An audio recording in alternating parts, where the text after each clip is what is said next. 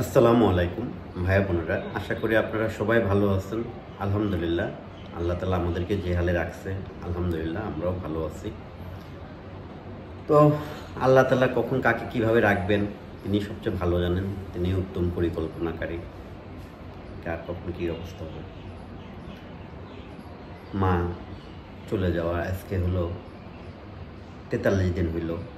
আজকে 29 তারিখ, 17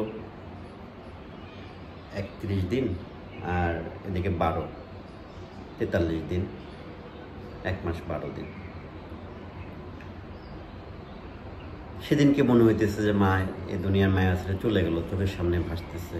আজকে 43 দিন হয়ে গেল, ঈদ চলে আসছে। হয়তো 29টা রোজা হইলে পরশু দিনকে ঈদ, 30টা হইলে তার 1 তারিখে সম্ভবত ঈদ হবে।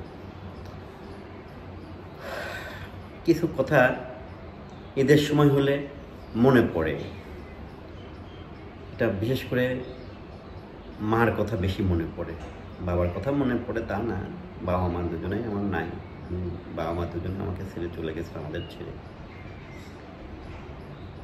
তো ঈদের সময় মার কথা বেশি মনে পড়ে।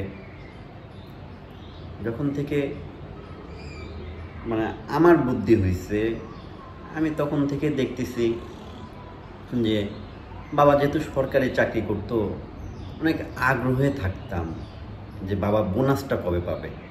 আর মা সান্ত্বনা দিত, যে বলতাম যে মা সবাই কাপড় চোপড় কিনছে, আমরা কিনবো না।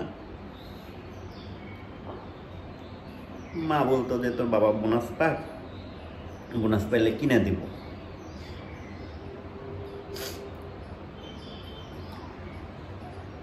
সেই আশায় থাকতাম আমরা। বোনাস পাইলে দেখা যাচ্ছে যে বাবা যেহেতু ফরেস্টে ছিল, শহর থেকে একটু ভিতরের দিকে চাকরি করতো, মা ওই বোনাস পাইলে হয়তো তার পরের দিন বা তারপরের দিন নিয়ে যেত আমাদের 2 ভাই বোনকে। বাবা আসলে এভাবে সময় দিতে পারতো না, আর বাবা মার্কেটে ওইভাবে ঘুরতেও পছন্দ করতো না। তা আমরা 2 ভাই বোন মার পিছে পিছে ঘুরতাম, আর মা তার পছন্দের মতো জিনিসপত্র কিনা দিত।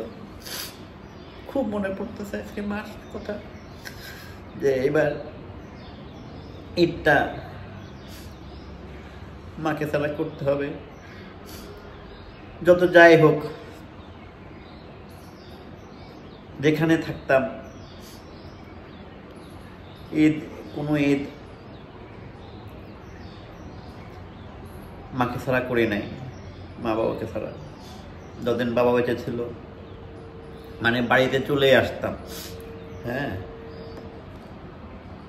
এক ঈদ তখন মনে হয় তার মনে হয় ওর আম্মুর পেটে তে রোজার ঈদ না কোরবানি ঈদ, যেন সম্ভবত কোরবানি ঈদই। আসলাম না বাড়িতে। মা ওই দিনকে রাত্রে ফোন দিয়ে মানে কান্নাকাটি করলো যে কেউ কিছু খায় নাই, কারণ ছোট বোনটা দেশে থাকতো না। আর ও ছিল মনে হয় তখন, হ্যাঁ তখন ও মার কাছে ছিল, তখন ওর বিয়ে হয় নাই। পরে সেই পরের দিন আমি একাই চলে আসলাম মার কাছে। তো দেখাতেছে যে পরিবার নিয়ে তো প্রতিটা সময় চলে আসতাম। এই যে সময়গুলো যায়, এই সময় কিন্তু ঢাকা থেকে আমরা যারা উত্তরবঙ্গে আসি, আপনারা বিশ্বাস করবেন না, ঢাকা থেকে উত্তরবঙ্গে আসা এই ঈদের সময় এখন নাই আল্লাহ 2টা পয়সার মুখ দেখাইছে বা 2টা পয়সা খরচ করতে পারি, একটা গাড়ি নিয়ে চলে আসতে পারি। তো এরকম সময় কিন্তু আমার ছিল না সব সময়। হ্যাঁ, তখন অনেক হিসাব করে চলতে হতো। তো তখন ওই বাসে করে আসতাম। বাসে করে আসার সময় দেখা যাইতেছে যে এমন একটা ঈদ গেছে আমাদের। আমি আপনাদের ভাবি তানজিলা তান তাবিয়া তখন হয় নাই। এই আপনার 11টা বাসে মনে হয় উঠছি আমরা কল্যাণপুর থেকে, হ্যাঁ 11টা বাসে উঠছি। তা আমরা বিশেষত সবসময় 10:30, 11টা, 12টার দিকে বাসে উঠতাম কি জন্য জানেন? যে ওই সময় বাসে উঠলে পারে আপনার হলো এই রূপপুরে, আমাদের বাড়ির যে এখান থেকে আমরা ওঠানামা করি রূপপুরে, এখানে আইসা বাসটা থামতে হতো আপনার 5:30, 6টার দিকে থামে।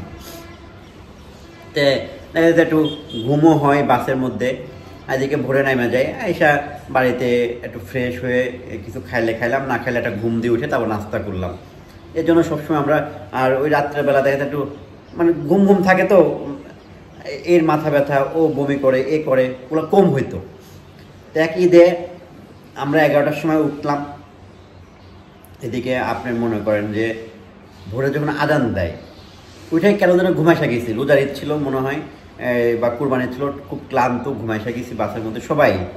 তো আজানের সময় চোখ খুলছি, চোখ খুলে আমরা দেখি যে আমরা জিজ্ঞাসা করতেছি যে কোথায় আসছে, মানে গাড়ি দেখে থাইমা রয়েছে এক জায়গায়, অনেক মানুষজন আসলে চিল্লি আমরা কয় চন্দ্রাতে, হ্যাঁ মাত্র সাভার পার হয়ে চন্দ্রা, 3-4 ঘন্টা, 2 ঘন্টা বা 1.5 ঘন্টা রাস্তা, সেটা আমরা চন্দ্রা রাত কিন্তু পার হয়ে গেছে। শেষ দিন আমরা বাড়িতে এসে নামছি সন্ধ্যার সময়। তারপরও যেহেতু বাপ মা থাকতো, বাপ মারা যাওয়ার পরে মা থাকতো, এই কারণে বাড়িতে যত কষ্টই হতো, আপনাদের ভাবে অনেক সময় বলতো যে এবার তুমি যাও, আমি থাকি, বা আগে ওদের আগে পাঠিয়ে দিতাম। হ্যাঁ, কখনোই মা ছাড়া ঈদ হয় নাই। তো সেই মা এবার কাছে নাই, আল্লাহ তাআলা তাকে নিয়ে গেছেন, দুনিয়ার মায়া ত্যাগ করে তিনি চলে গেছেন, তার দিন শেষ হয়ে গেছে। তো এখানে আসলে নিজের, আমি যে বাস্তবতাটা মুখোমুখি হচ্ছি বা হয়েছি বা এখনো হচ্ছি, আমি আপনাদেরকে 2-4টা কথা বলবো। সেটা হলো, যারা আমাদের বয়সী বা আমাদের কম বয়সী বা আমার চেয়ে বেশি বয়সী হন, যাদের বাবা মা বেঁচে আছে, বিশেষ করে তারা আমার কথাগুলো একটু মনোযোগ দিয়ে শুনবেন। তোমরা বিশ্বাস করো আর নাই করো, চাচা, ফুপু, মামা, খালা, সবচেয়ে কাছের আত্মীয় তো এইগুলাই। তারপরে যে আত্মীয়গুলা হয়, তারপর আরেকটা ধাপ তাদের সন্তানেরা, চাচাতো ভাই, ফুফাতো ভাই, মামাতো ভাই, খালাতো ভাই বোন, তারপরের ধাপ। কিন্তু ফার্স্ট ধাপ হলো রক্তের মধ্যে চাচা, ফুফু, মামা, খালা, মার দিক থেকে। তো আর নিজের একদম রক্ত, একই পেট থেকে বের হওয়া ভাই বোন।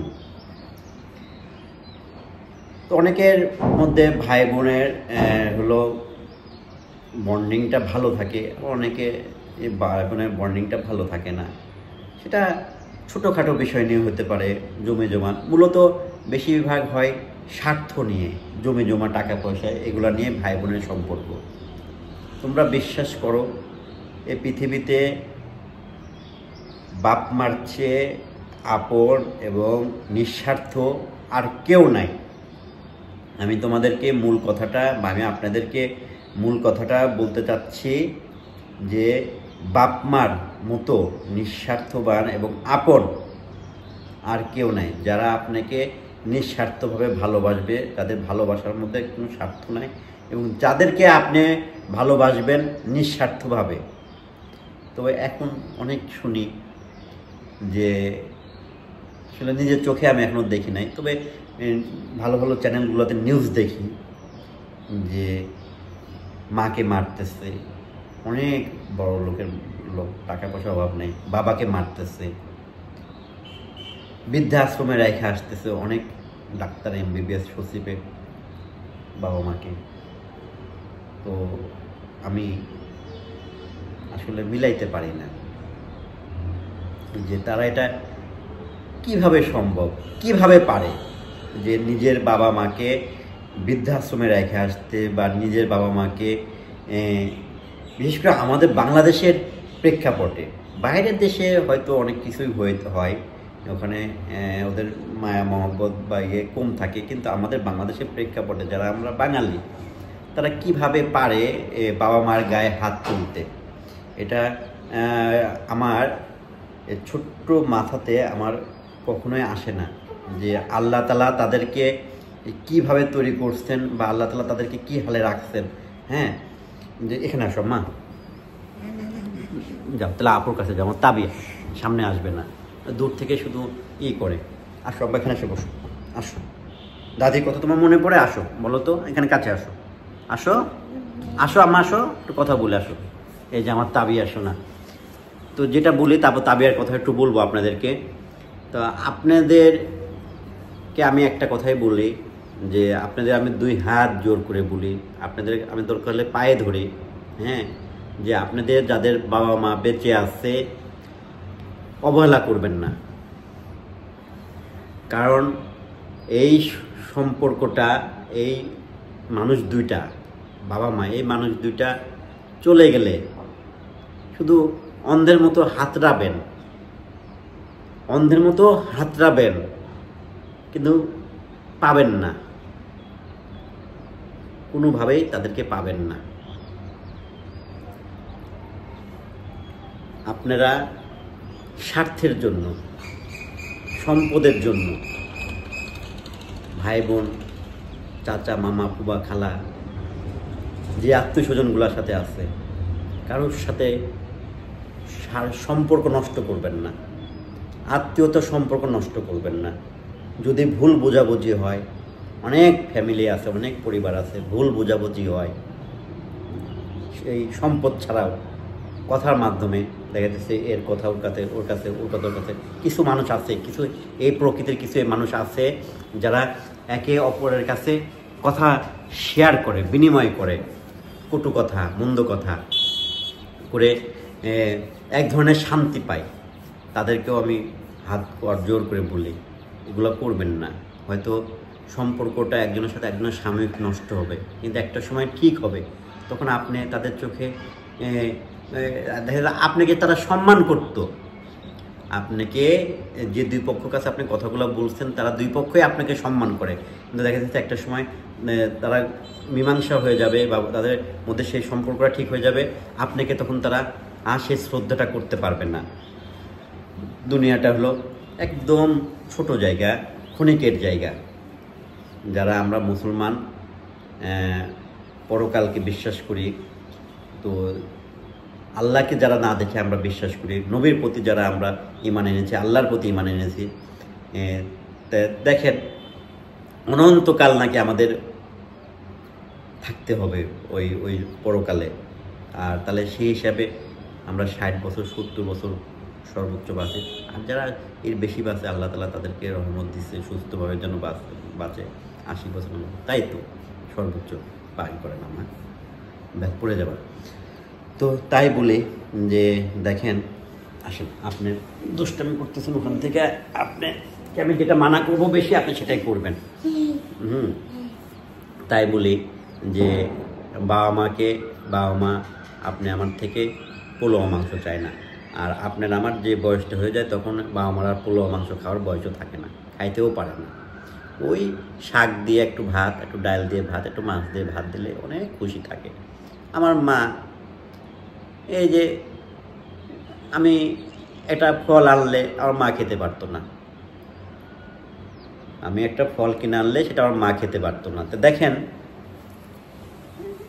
এটা শক্ত কিছু কিনে আনলে মা ছিঁড়তে পারতো না, গরুর মাংস দেখা দিতেছে আনলে মা খাইতে পারতো না, মার দাঁত ছিল না, ডায়াবেটিস ছিল, একটা মিষ্টি, ভালো মিষ্টি আনলে মা খাইতে পারতো না। অল্প একটু কইতাম যে অল্প একটু খাও, একটু কোনা থেকে খাও, একটু স্বাদটা নাও। হ্যাঁ, তো সে আজকে তার 43 দিন হয়ে গেছে, হয়তো আল্লাহ তাআলা ভালো জানেন কেমন আছেন।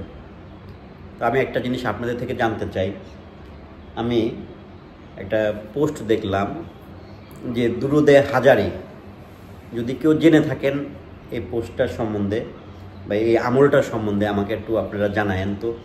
দুরুদে হাজারি যদি বাপ মার কবরস্থানে সামনে, কবরের সামনে 21 বার পড়া যায়, তার নাকি কিয়ামত পর্যন্ত কবরের আযাব আল্লাহ তাআলা মাফ করে দেন, বা কিয়ামত পর্যন্ত কবরের আযাব হয় না। তা আমি লাইলাতুল কদরের 87 রাত, গতকালকে শুক্রবার ছিল, মার কবরের সামনে দাঁড়ায়া পড়া বাপ মা দুজনের জন্য এবং সমস্ত কবরবাসীর জন্য দোয়া করলাম। আল্লাহ তাআলা ভালো জানেন তিনি আমার দোয়া কবুল করছেন কিনা। দোয়াটাও কিন্তু কবুল হইতে হবে। হ্যাঁ, তো আজকে তাবিয়ার কথা বলি। আজকে তাবিয়া আমাকে জিজ্ঞাসা করতেছে যে বাবা, ঈদ তো চলে আসলো, তাহলে এই দাদি মালয়েশিয়া থেকে কবে আসবে? হ্যাঁ, ও মালয়েশিয়া থেকে দাদি কবে আসবে? হ্যাঁ, ও বলতেছে যে মালয়েশিয়া থেকে দাদি কবে আসবে। তাই আমি বললাম যে বাবা ঈদের পরে আসবে। আসলে এভাবে ওকে আমার বুঝ দেওয়াটা কি ঠিক হইতেছে কিনা তাও আমি জানি না। তো ও মন খারাপ করে, কান্নাকাটি করে, দাদির কথা বলে। হ্যাঁ, তো ওকে এভাবে বুঝ দিই। দেখতে দেখতে রোজার মাসটা চলে গেল।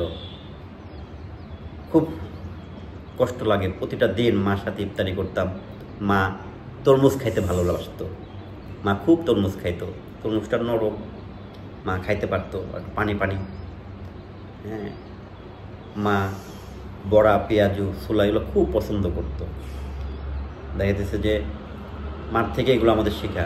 মা খাইতেছে, খায়া কুলি কইরা নামাজে দাঁড়ায় আবার রাইখা গেছে, 2টা পেঁয়াজু, 2টা বেগুনি, একটু ছোলা আবার রাইখা গেছে। মানে ওই নামাজের পরে আয়েশা ওগুলো আবার টুকটুক টুকটুক টুকটুক করে খাইতো। ছোলাটা খুব কষ্টে মা এক পাশ থেকে খাইতো। হ্যাঁ, তো ওই অভ্যাসগুলো আমার মধ্যেও আছে। মা যেগুলো করতো আমারও ওইগুলো করতে খুব ভালো লাগে। ও শুধু তরমুজ খাইতে ভালো লাগে। তো এরকম মানে কি বলবো, আসলে বাপ মার সাথে তো সন্তানের স্মৃতি শেষ নাই, আর এটা বলেও শেষ করা যাবে না। হ্যাঁ, যে কী কী স্মৃতি থাকে, কত ধরনের স্মৃতি থাকে, কত রকমের স্মৃতি থাকে। প্রতিটা পদে পদে বাপ মার সাথে কী করেছি, কি হয়েছে মনে পড়ে। যেই জায়গায় যাই, যেখানে যেটা বলি, যেটাই করি, যেটাই ধরি, সেখানেই মার স্মৃতি, বাবার স্মৃতি। হ্যাঁ, তো আল্লাহ তাআলা কাছে সবসময় ফরিয়াদ করি যে আল্লাহ তাআলা আপনি আমার বাবা মা দুজনকে বেশবাসী করেন। আপনারাও আমার বাবা মাকে অনেক ভালোবাসেন। এখনও আপনারা বলেন যে আমাদের বিশ্বাস হয় না, ঠিক তেমন আমারও বিশ্বাস হয় না। আমার শুধু কেন জানি মনে হয় যে আমার মা মালয়েশিয়াতেই আছে, ছোটো বোনের কাছেই আছে, কখন এসে ডাক দিবে। আল্লাহ তাআলা তাদেরকে বেহেশত নসিব করুক। আমার বাবা মার জন্য দোয়া করে নিই। রোজার মাস, রোজা শেষ হয়ে যেতেছে। একটু আমার ব্লগ যারা দেখেন আর আমার মা বাবা দুজনের জন্য দোয়া করেন, এটাই আপনাদের কাছে আমার চাওয়া। আর আপনাদের সবসময় ভালো থাকেন। আমি সবসময় আপনাদের কাছে ক্ষমা প্রার্থী, ক্ষমা চাই যে আমার কখনো কোনো কথায় যদি আপনাদের কারোর কোনো কষ্ট লেগে থাকে, সে যেই হন না কেন, আমাকে ক্ষমা করে দিয়ে ঘুমায়েন। আমার প্রতি রাগ রাখেন না, আমার প্রতি কোনো হিংসা বিদ্বেষ এগুলো আপনারা রাখেন না। কিন্তু আমার প্রতি না, আমার পরিবারের প্রতি। আমার মেয়েটা আস্তে আস্তে তার মা হওয়ার সময়টা আগায় আসতেছে। ওর শরীরটাও বেশি একটা ভালো থাকে না, গরম লাগে, অস্বস্তি লাগে, ছটফট করে। ওর জন্য আপনারা দোয়া করেন মন থেকে। আমার এই ছোট্ট তাবিয়া শোনাটার জন্য আপনারা দোয়া করেন। আমার ছোট্ট তাবিয়াটাও যেন মানুষের মতো মানুষ হয়, দাদির আদর্শগুলো যেন ওর মধ্যে পাই, থাকে। আমার ছেলের জন্য দোয়া করেন। ও মসজিদ থেকে এখনও আসে নাই। আসলে নামাজ পড়তে দুজনে একসাথে গেছিলাম, মসজিদে রয়ে গেছে। ওর জন্য দোয়া করেন। আপনাদের ভাবির জন্য দোয়া করেন যেন তার শরীরটাও ভালো থাকে, আমাদের শরীরটাও ভালো থাকে, আপনারাও ভালো থাকেন।